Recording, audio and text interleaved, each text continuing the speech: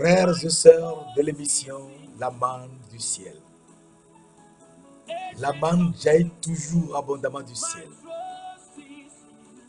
et nous donne la vie du Seigneur Jésus-Christ.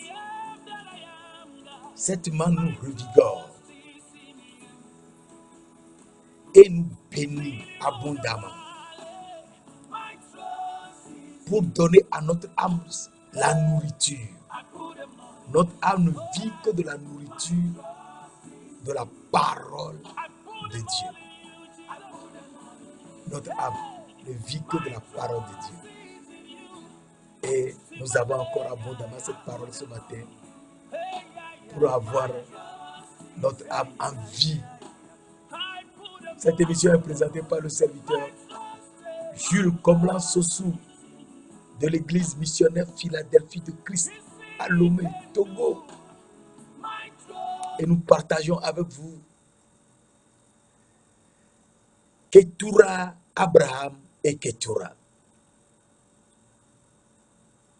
Et cette série que nous avons entamée est très très importante pour comprendre ce que le Dieu de gloire, le Tout-Puissant, a fait en demandant à Abraham, en Our de Chaldée, ou d'El Chaldée, c'est-à-dire en Irak, de quitter Our d'El Chaldée et de venir dans le pays de Canaan. Et Abraham, avec son père, ils ont quitté Our en Chaldée.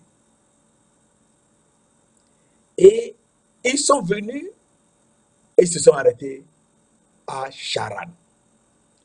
Et là, à Charan, son père a recommencé à faire l'idolâtrie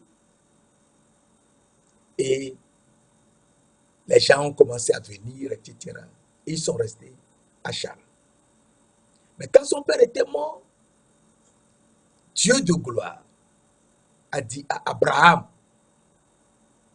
de quitter son pays, la maison de son père, de le suivre et qu'il l'amènera dans un pays. Abraham donc doit suivre Dieu de gloire pour l'amener dans ce pays-là. Et Dieu a pris Abraham depuis Haran et l'a amené dans le pays de Canaan. Alors nous lisons dans Genèse 12 et c'est très important pour comprendre ce que Dieu veut. Et si on comprendra mieux sa pensée et on le suivra un peu plus aisément. Dans Genèse 12, verset 1, Dieu, l'Éternel, dit à Abraham, il s'appelait toujours Abraham parce que Dieu ne lui a changé son nom qu'en Genèse 17, où il est devenu Abraham et Sarai est devenue Sarah. J'avais dit la dernière fois. Dieu dit à Abraham, va-t'en de ton pays, de ta patrie et de la maison de ton père, dans le pays que je te montrerai. Donc c'est Dieu lui-même qui lui montrera le pays. Il lui a donné, il a dit le pays de Canaan avant, mais Abraham s'est arrêté en chemin. Parce que si tu lis Genèse 11, verset 31 à 32, Terah prit Abraham son fils et Lot, fils de Haran, le fils de son fils, et Sarai, sa fille, belle-fille, femme d'Abraham, son fils. Ils sortirent ensemble d'Our en Chaldée pour aller dans le pays de Canaan. Ils vinrent jusqu'à Charan et ils y habitèrent.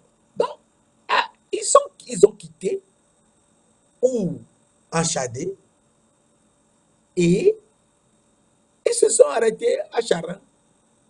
Et là, eh bien, son père a recommencé à faire l'idolâtrie. Et tu l'avais bien dit dans Josué 24, que je te montre aujourd'hui un peu rapidement, j'ai voulu. À Josué 24, verset 2, nous lisons, Josué dit à tout le peuple, Josué 24, verset 2, juste pour passer. Josué 24, verset 2. Josué dit à tout le peuple, ainsi parle l'Éternel, le Dieu d'Israël. Vos pères Terah, père d'Abraham et père de Nahor, habitaient anciennement de l'autre côté du fleuve. Et ils servaient d'autres dieux. Et ils servaient d'autres dieux. C'est ça. Ils servaient d'autres dieux. Donc, Dieu, après la mort de Terah, Dieu a dit à Abraham de quitter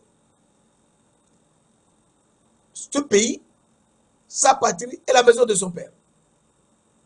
Et il l'amènera dans le présent pays qui le montrera. Donc il lui a pris le pays. Verset 2. Je ferai de toi une grande nation. Et je bénirai, je te bénirai. Je rendrai ton nom grand. Et tu seras une source de bénédiction. Donc nous comprenons que ce que Dieu dit à un temps T se réalisera toujours dans un temps T plus N, etc. C'est sûr et certain. Dieu, il a dit qu'il nous bénira et il nous bénit en Jésus-Christ. Quel que soit Alpha, Beta, Gamma, nous sommes bénis. Il ne faut d'ailleurs pas oublier que c'est la bénédiction de l'Éternel qui enrichit. Et il ne l'a fait sur d'aucun chagrin. Tu te rappelles ça? Proverbe 10, verset 22. C'est la bénédiction de l'Éternel qui enrichit. Et il ne l'a fait sur d'aucun chagrin. Donc c'est la bénédiction de l'Éternel qui enrichit. C'est pourquoi Jésus est riche. Il s'est fait pour que nous soyons enrichis. Donc, nous voyons ici que Dieu dit, il bénira Abraham et que Abraham sera une source de bénédiction pour beaucoup. Verset 3. Je bénirai ceux qui te béniront et je maudirai ceux qui te maudiront. Donc, Abraham n'a pas à maudire qui que ce soit. Dieu même se charge de maudire celui qui cherchera à maudire Abraham. C'est ça le secret. Il ne faut pas maudire les gens. Il faut bénir. Bénissez et ne point maudire. Verset 4. Abraham partit comme l'Éternel le lui avait dit. Et l'autre partit avec lui. Abraham était âgé de 75 ans lorsqu'il sortit de Charan. Verset 5.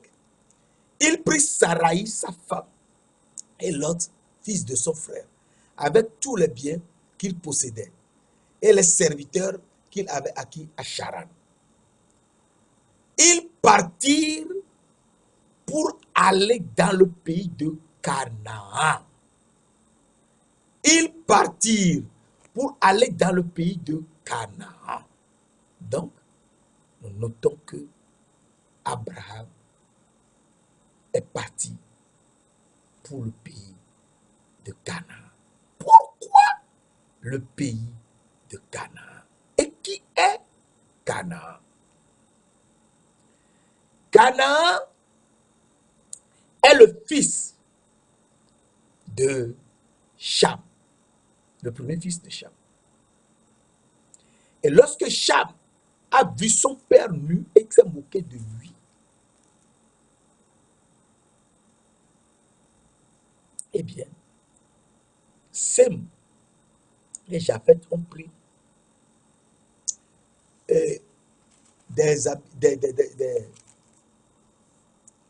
Sem et Japheth prirent un manteau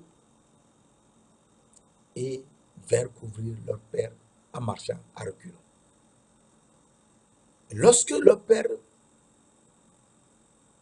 fut réveillé, il est sorti, il était enivré, ils lui racontèrent comment Cham s'est moqué de lui. Et alors, Noé, leur père, s'est fâché et a maudit.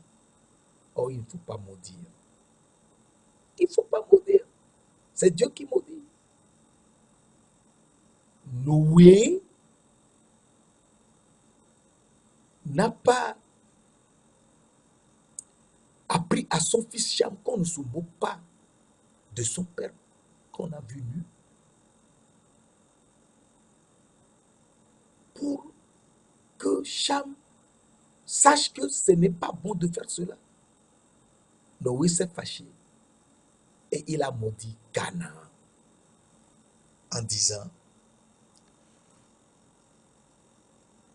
verset 26, Genèse 9, verset 26, maudit soit Canaan, qu'il soit l'esclave des esclaves de ses frères. Et il dit, béni soit l'Éternel Dieu de Sem, et que Canaan soit leur serviteur. Non, il ne doit pas maudire Canaan. Parce que d'abord, Canaan ne lui a rien fait. C'est Cham, son propre fils, qu'il a vu nu et qui s'est moqué de lui. Et Canaan, qui est le fils de Cham, ne lui a rien fait. Mais il est parti maudire Canaan. Et donc, nous voyons que les fils de Cham furent Cush, Mithram, Pout et Canaan. Donc, Canaan est le premier fils de Cham. Et Canaan engendra Zidon, son premier-né, et Heth. Et Abraham, lui, il est sorti de la postérité de Sem. Sem qui a dit à son père que Cham l'a vu nu et s'est moqué de lui. Abraham, lui, il est sorti de Sem. Mais Canaan est le premier fils de Cham. Et Canaan a mis au monde Heth et Sidon. Heth et Sidon. Et il faut noter que Abraham est sorti de Sem. Donc, nous lisons dans Genèse 11, la descendance voici la postérité de Sem. Sem, âgé de 100 ans, engendra Arpachshad, après 200 ans après le déluge. Et de Sem, eh bien, nous voyons Terah, qui a mis au monde Abraham, Nahor et Haran. Donc, Abraham est sorti de Sem. Mais Canaan est sorti de Cham. Et Heth est sorti de Canaan.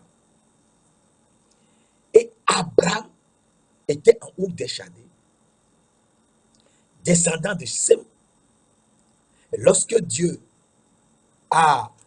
les a multipliés partout, car les gens, ils ont commencé à construire la tour de Babel, et Dieu les a dispersés sur toute la terre en confondant leur langage, et tous étaient partis de leur côté. Et c'est en ce temps que les parents d'Abraham et tout le reste, ils sont partis un peu partout. Et Abraham et ses parents sont partis à Our des Chaldées. Et Dieu a fait revenir Abraham d'Our en Chaldée pour Canaan, pour le pays de Canaan. Et c'est très important, le pays de Canaan, car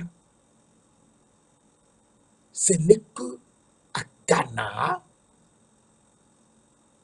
que Dieu de gloire a fait acquérir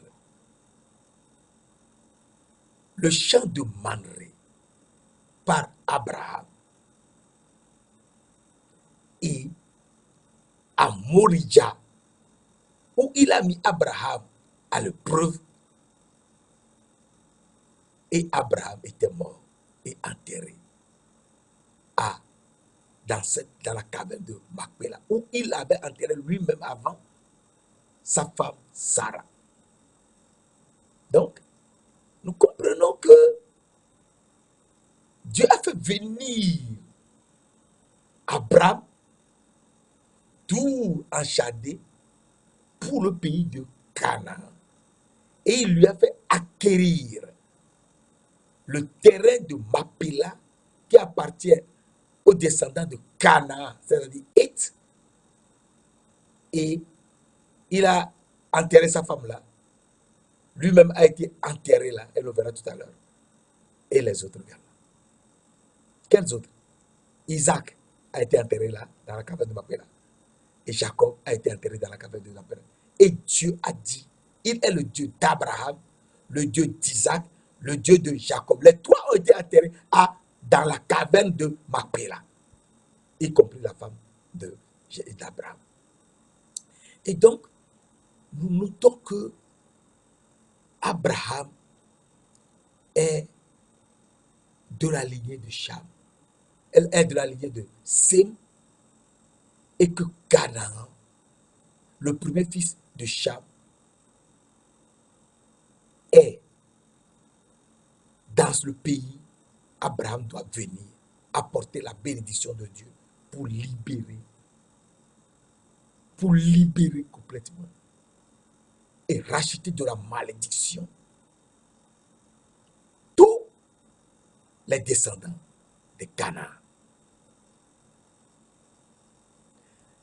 Dieu viendra lui-même dans le pays de Canaan pour racheter tous les habitants, tous les descendants de Canaan qui sont maudits de la malédiction et qu'ils soient libérés. Alors, ce niveau est un peu compliqué. Notons que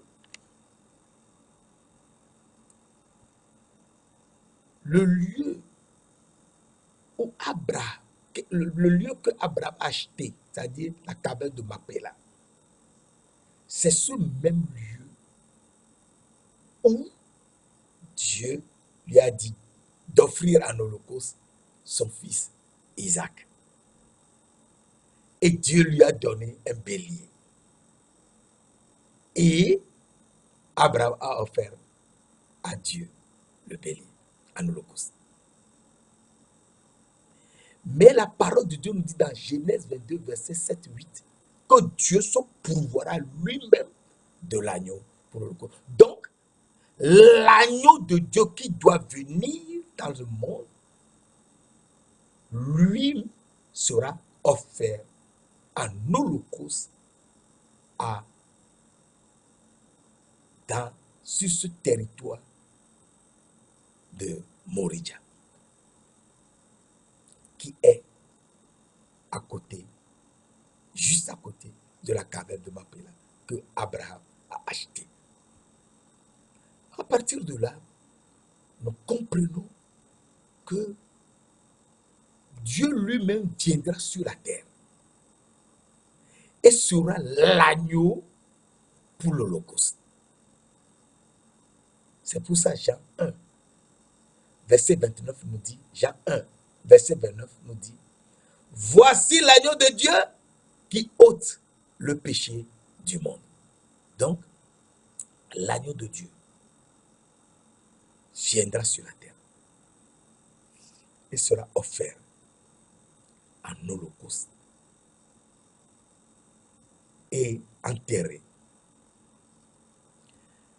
dans le territoire de Canaan pour nous racheter tous les descendants de Canaan de la malédiction. Alors, je te lis rapidement un petit verset pour te situer et on enchaîne dans Galates 3. Galates 3. Et c'est très important. Galates 3, verset 13, qui est un verset très important, nous y reviendrons par la suite. La parole de Dieu nous dit, Christ nous a rachetés de la malédiction de la loi, étant devenu malédiction pour nous, car il est écrit, maudit est quiconque est pendu au bois. C'est Christ qui a été pendu au bois pour nous racheter de la malédiction de la loi. La malédiction qui est sur Canaan depuis le temps de Noé. Dans ce nouveau monde où nous sommes tous sortis de Noé et de ses enfants, les trois fils. Japheth, Sem et Canaan, et Japheth, Sem et Cham, et leurs femmes. Donc, des 8. Nous tous sur la terre. Nous l'oublions souvent, mais nous sommes tous sortis de Noé. Sur la terre où nous sommes aujourd'hui, nous sommes tous sortis de Noé. Nous avons le même grand-père, Noé. C'est ça qu'on oublie. On croit que celui-là, il est africain, l'autre est européen, etc., américain, amérindien, chinois, tout ça. Non, nous sommes tous frères. Nous sommes tous frères. Nous sommes tous sortis de Noé. Alors, la malédiction de Canaan, Jésus-Christ nous a rachetés de la malédiction de la loi. Et c'est pour ça qu'il a versé son sang, l'agneau de Dieu a versé son sang sur le territoire de Canaan et nous a libérés, nous tous. Donc, nous comprenons que Canaan, qui a engendré, et c'est très important, Canaan a engendré Zidon et Heth. Et nous voyons que dans Jérémie 46, verset 9, et c'est très important, dans Jérémie 46, verset 9, la parole de Dieu nous dit, ceux d'Éthiopie et de Pout qui portent le bouclier, et ceux de Loud qui manient et tendent l'arc. Et nous comprenons que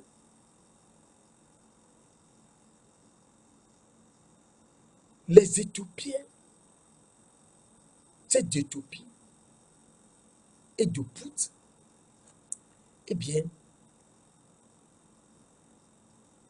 ils sont les descendants de Heth.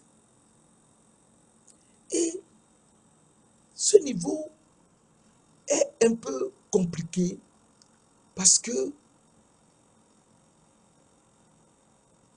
les descendants de Canaan, c'est Zidon et Heth. Mais Heth aussi a eu des enfants. Heth a eu des enfants. Et ces enfants-là, il faut savoir que c'est Pout et le reste. Et c'est tellement important que nous l'oublions souvent. Et il ne faut pas oublier, parce que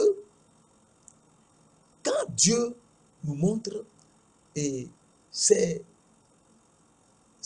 parole, il faut qu'on la suive de très près pour ne pas tomber. Parce que la parole de Dieu dit dans, je l'avais dit, dans Genèse 10, verset 15, Canaan engendra Zidon, son premier-né, et Heth. Et donc, il faut qu'on sache que Dieu de gloire, qui a créé les cieux, la terre, et a mis sur la terre les hommes, c'est ce qu'il veut faire. Et la parole de Dieu nous dit dans Jérémie 42, verset 46, pardon, 46, verset 9, ceux d'Éthiopie et de Pout. Donc, l'Éthiopie et Pout, c'est qui l'Éthiopie et Pout? Il faut qu'on sache. Mes frères, mes sœurs, c'est qui ceux d'Éthiopie et de Pout? Donc, il faudrait qu'on sache que Pout est le frère de Canaan. Nous lisons dans Genèse 10, verset 6, les fils de Cham furent Couche, Mithram, Pout et Canaan. Donc, Cham a eu 4 fils, Canaan, Pout, Mithram et Couche. Donc, Canaan, Pout, son frère. Alors, ce que je disais tout à l'heure dans Jérémie 42, 46, verset 9, ceux d'Éthiopie et de Pout, tu comprendras très exactement qu'on a mis l'Éthiopie pour te dire quelque chose. Normalement, on devait dire ceux de Canaan et de Pout. Mais on a dit ceux d'Éthiopie. Alors, ceux d'Éthiopie doivent te faire quelque chose. Nous sommes tous frères. Nous sommes tous sortis de Noé. Sur la terre où nous sommes aujourd'hui, tous de Noé. Alors, l'Éthiopie, c'est donc Canaan. Oui. Nous continuons. Dans Ézéchiel 30, verset 5, la parole de Dieu nous dit, l'Éthiopie, Pout, Loud, toute l'Arabie, Koub et les fils du pays allié. Donc on dit les Éthiopies, on dit l'Éthiopie, Pout, Loud et le reste. Donc, Pout, le deuxième fils de Cham, qui est le frère de Canaan, est là. Il faudrait se rappeler que si on dit l'Éthiopie, le premier, Pout, le deuxième, on veut te parler de Canaan. Donc les Éthiopiens sont les descendants de Canaan. Je dirais, comment ça? C'est l'écriture. Il faut suivre l'écriture. Alors je te lis un verset encore et on avance. Naoum 3, c'est encore plus proche de nous. Naoum 3, verset 9. L'Éthiopie et les Égyptiens innombrables faisaient sa force. Pout et les Libyens étaient ses auxiliaires. Donc nous voyons encore l'Éthiopie et Pout. Donc l'Éthiopie est donc en fait Canaan, qui est le frère de Pout, que nous avons lu dans Genèse 10, verset 6. Et nous reprenons. Genèse 10, verset 6. Les fils de Cham furent Couche, Mithram, Pout et Canaan. Donc, si on dit l'Éthiopie et Pout, il faut comprendre que l'Éthiopie, c'est en fait Canaan et Pout. Donc, ça veut dire que Canaan, en fait, c'est l'Éthiopie. Alors, on est subjugué de comprendre que Noé, avec sa femme, ses 3 fils et leurs femmes, ont eu, leurs fils ont eu des enfants. Leurs fils, Japheth, Sem et Cham. Et Cham a eu Couche, Mithram, Pout et Canaan. Donc, là où on donne Pout, et tu dois suivre le reste, on dit l'Éthiopie. Donc, l'Éthiopie, c'est Canaan. Oui, c'est Canaan. Alors, Abraham, Dieu l'a fait quitter ou en Chaldée pour le pays de Canaan. Et cela se trouve dans Genèse. Maintenant, on nous parle d'Éthiopie et de Pout. Donc l'Éthiopie, en fait, représente Canaan. Et nous comprenons que si l'Éthiopie représente Canaan, eh bien, Abraham est venu à Canaan et là-bas, il a acquis la caverne de Machpéla où il a enterré sa femme. Lui-même, il est enterré et, eh bien, on a également enterré dans la caverne de Machpéla Isaac, son fils, et Jacob, le fils de Isaac. Alors, c'est un aspect qui va te paraître bizarre. Mais non, il ne faut pas. Je te le montre dans Genèse. Ça se trouve dans Genèse 49. Et là, tu comprends le problème autrement. Genèse 49, versets 29 à 30, nous lisons, puis Jacob donna cet ordre, je vais être recueilli auprès de mon peuple. Enterrez-moi avec mes pères dans la caverne qui est au champ d'Éphron, le Héthien. Le Héthien qui est le fils de Cham,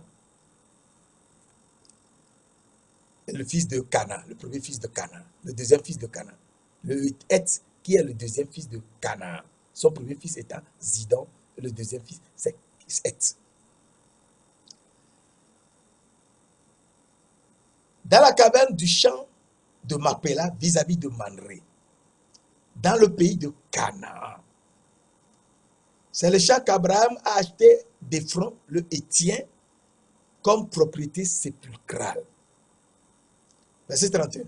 Là, on a enterré Abraham et Sarah, sa femme. Là, on a enterré Isaac et Rebecca, sa femme. Et là, j'ai enterré Léa. Bien. Verset 32. Le champ et la caverne qui s'y trouvent ont été achetés des fils de Héth, qui sont les fils de Canaan. Et Jacob, lorsqu'il achevait de donner ses ordres à ses fils, il retira ses pieds dans le lit et il expira et il fut recueilli auprès de son peuple. Et donc on l'enterra Jacob aussi à Machpéla, dans la caverne où avait été enterré Abraham, Sarah, où a été enterré Isaac et tout le reste. Et lui aussi a été enterré. Et nous comprenons que là, Genèse 49, verset 29 à 33, tout ce que Dieu a dit, je suis le Dieu d'Abraham, le Dieu d'Isaac, le Dieu de Jacob, ils ont été enterrés à Machpéla. Et donc, le Dieu de Jacob, le Dieu d'Abraham, d'Isaac et de Jacob, lui-même viendra et il sera enterré à Machpéla, dans le territoire de Machpéla. C'est un aspect qui est très important et qu'il faut qu'on suive. Donc, c'est dans le territoire de Canaan, de Heth, l'Éthiopien, de Pout, que Abraham a été enterré, et Isaac et Jacob. Et c'est là également que Jésus-Christ aussi a été enterré. Mais avant de revenir à ce niveau, nous voyons de manière importante que Abraham, après la mort de Sarah, sa femme, il prit une autre femme. Et nous voulons faire l'étude à partir de là, tout en montrant comment il s'est fait, comment Jésus a été également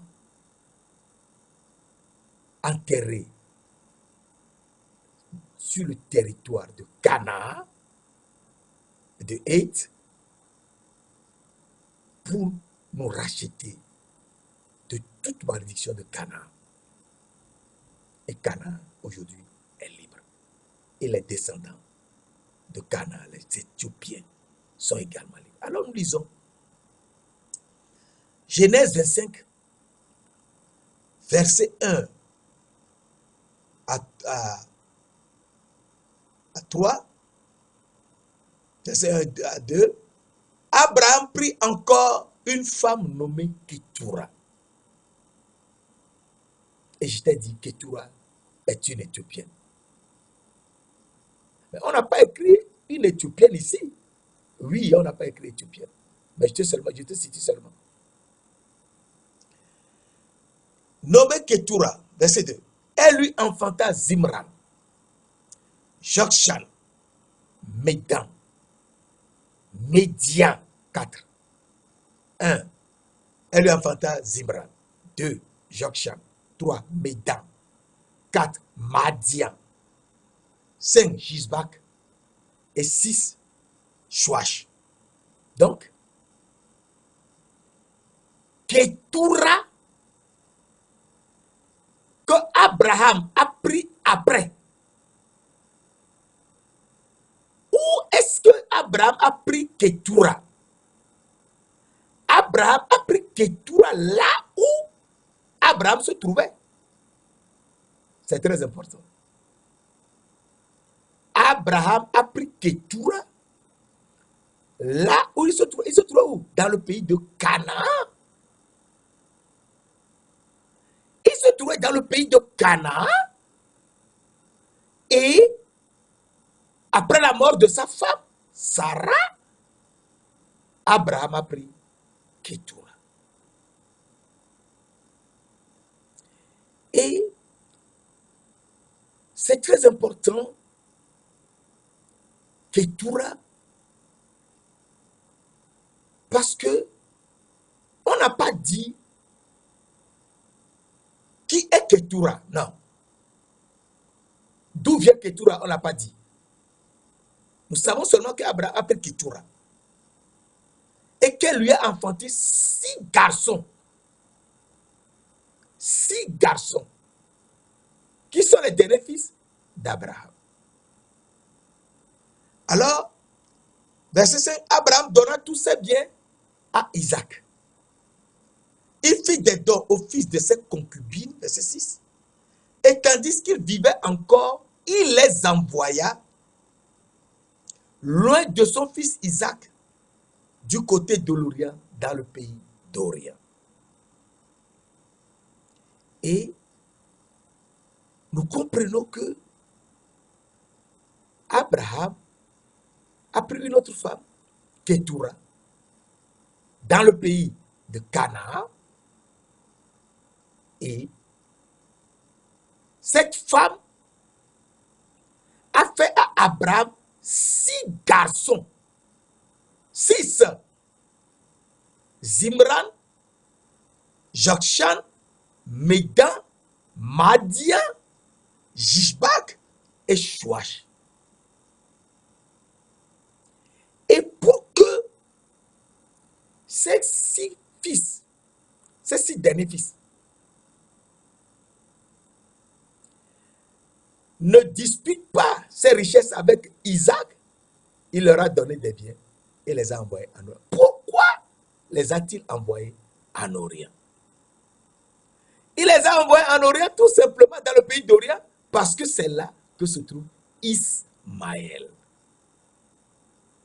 Ismaël est reparti dans le pays où Abraham était né, dans le pays d'où, en Chaldée, dans le pays d'Orient.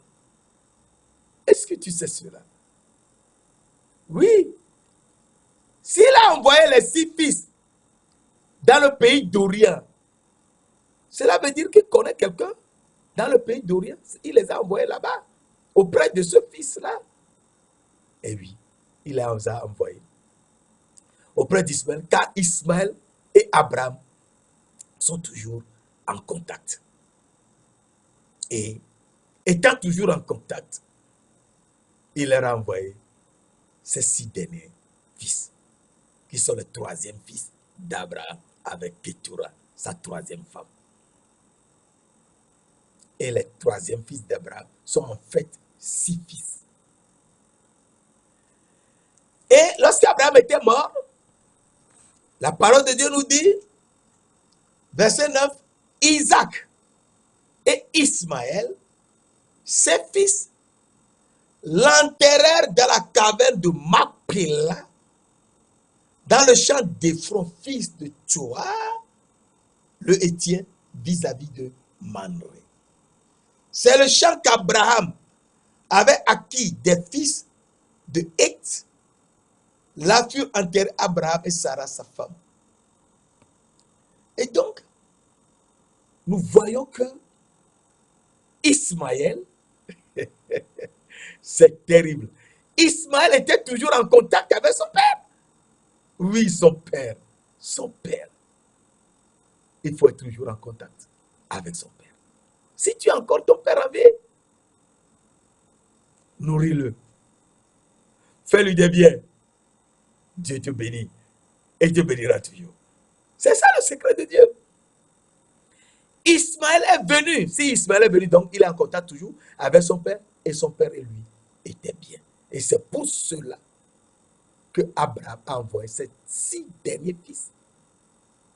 Que sa 3e femme, Ketura, lui a donné. Et ils sont partis dans le pays d'Orient, auprès d'Ismaël. Et Ismaël est venu, ils ont enterré son père. Alors,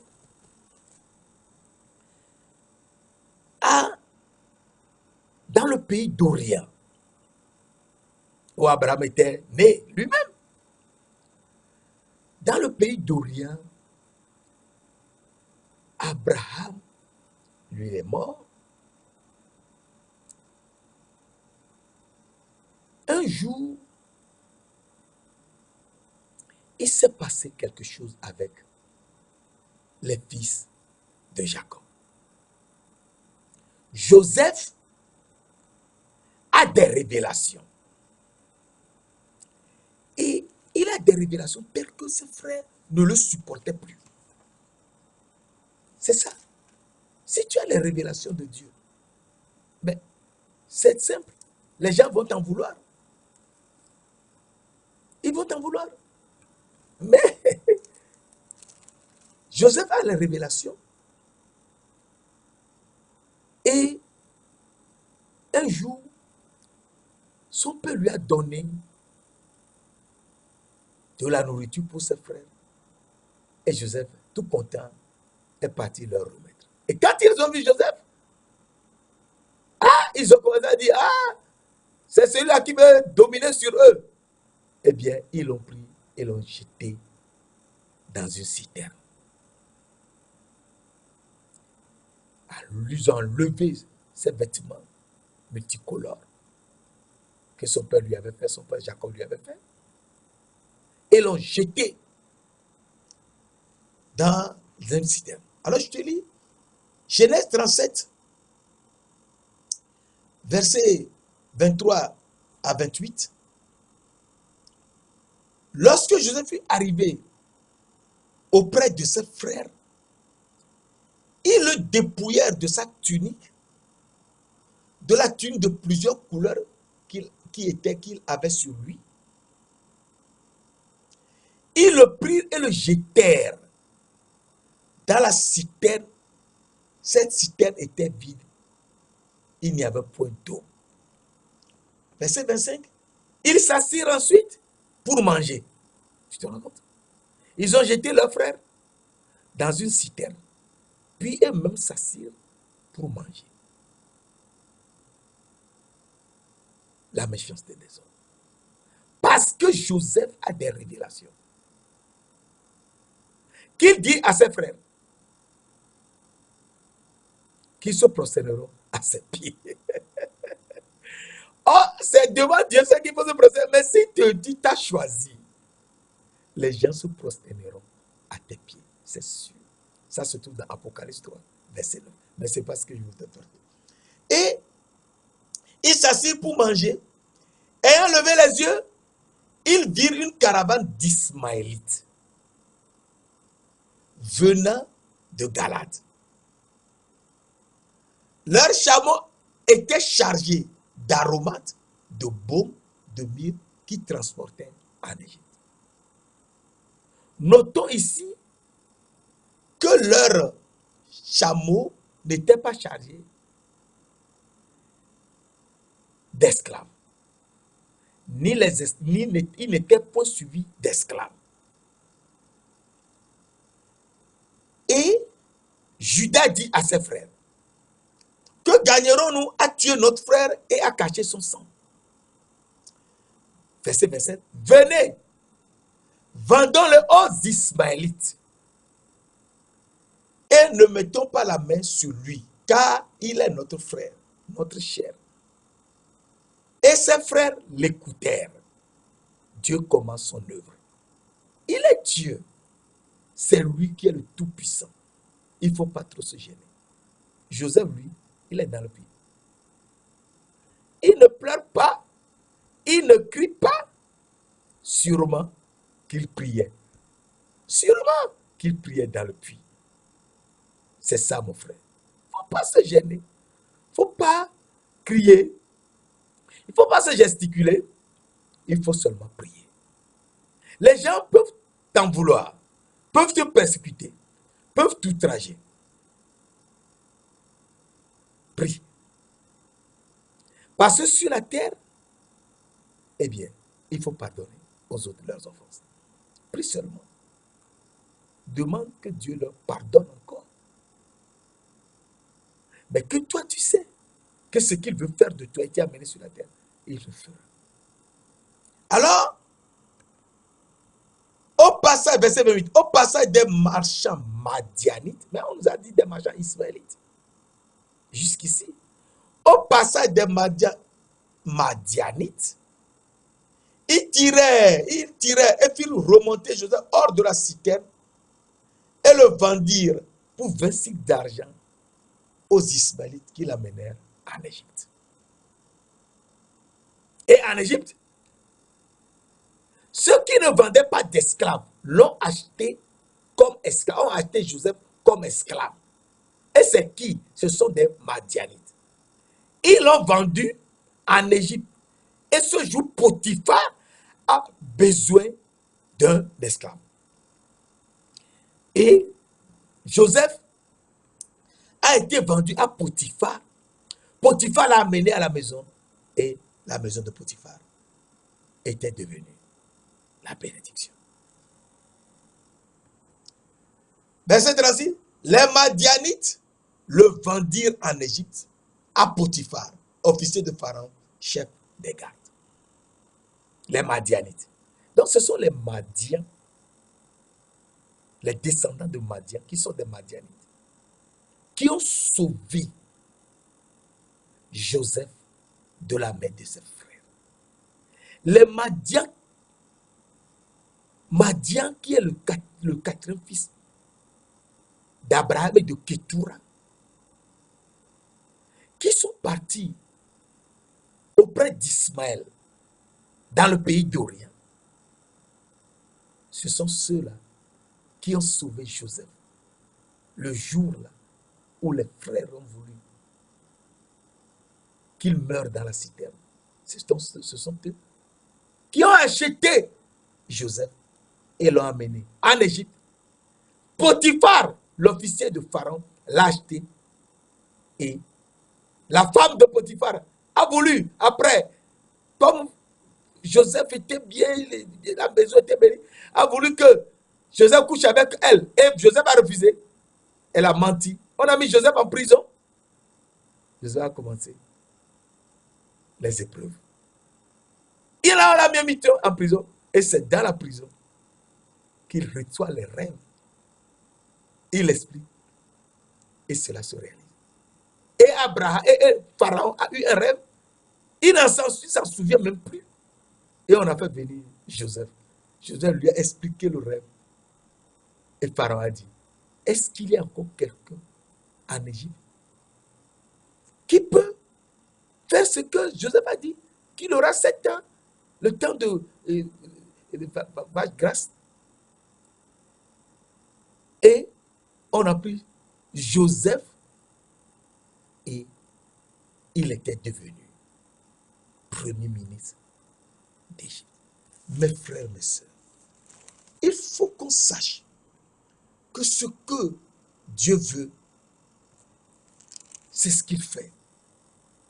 Et je te lis quand même un passage. Genèse 41. Et nous voyons. Genèse 41, verset 37. Et nous verrons rapidement à 44.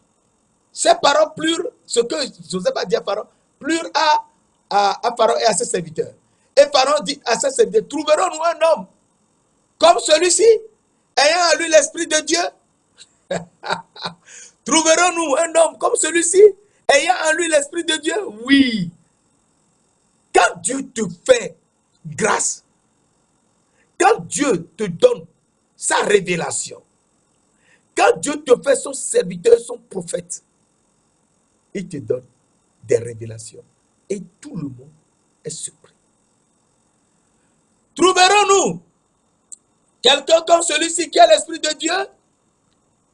Pharaon dit à Joseph, puisque Dieu t'a fait connaître toutes ces choses, il n'y a personne qui soit aussi intelligent et aussi sage que toi. J'ai t'établi sur ma maison et sur tout mon peuple. Et tout mon peuple t'obéira. Obéira à tes ordres. Le trône seul m'élèvera au-dessus de toi. Pharaon dit à Joseph, vois, je te donne le commandement de tout l'Égypte. Pharaon ôta son anneau de la main et le mit à la main de Joseph. Et il le revêtit d'habits de fin lin et lui mit un collier d'or au cou. Un collier d'or, celui qui est sorti de la prison. On lui met un collier d'or au cou, mon frère, ma soeur. Crois au Seigneur Jésus-Christ. Suis-le.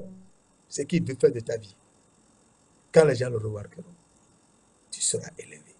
Tu seras comme roi. Car c'est lui-même qui est le roi des rois. Et il le fit monter sur le char qui suivait le ciel, etc., etc. Joseph est devenu grand. Parce que les marchands madianites l'ont acheté de la main de ses frères qui voulaient le tuer et l'ont vendu en Égypte. À Potiphar, le jour où Potiphar a eu besoin d'un esclave, et il a vu Joseph dans tout le lot, et c'est lui qui l'a choisi. Quand Dieu te choisit, rien ne peut t'arrêter. Saint-Esprit, Esprit du Dieu de gloire, Esprit 3 fois saint, conduis-nous dans ta parole, enseigne-nous ta parole. Merci d'ailleurs de l'avoir déjà fait. Car ce que tu as fait d'Abraham, après la mort de Sarah, où il a pris Ketura, tu savais très bien ce que tu faisais. Et Ketura, qui est l'Éthiopienne, tu l'as fait devenir femme de Abraham, et elle lui a fait 6 garçons. De ces 6, Madian, l'un de ses fils, le 4e, eh bien, il a sauvé, ses descendants ont sauvé Joseph de la main de ses frères. Merci de l'avoir fait, car tu nous sauveras toujours de la main de n'importe qui nous en veut. Merci de nous l'avoir fait, au nom précieux de notre Seigneur Jésus-Christ de Nazareth. Amen.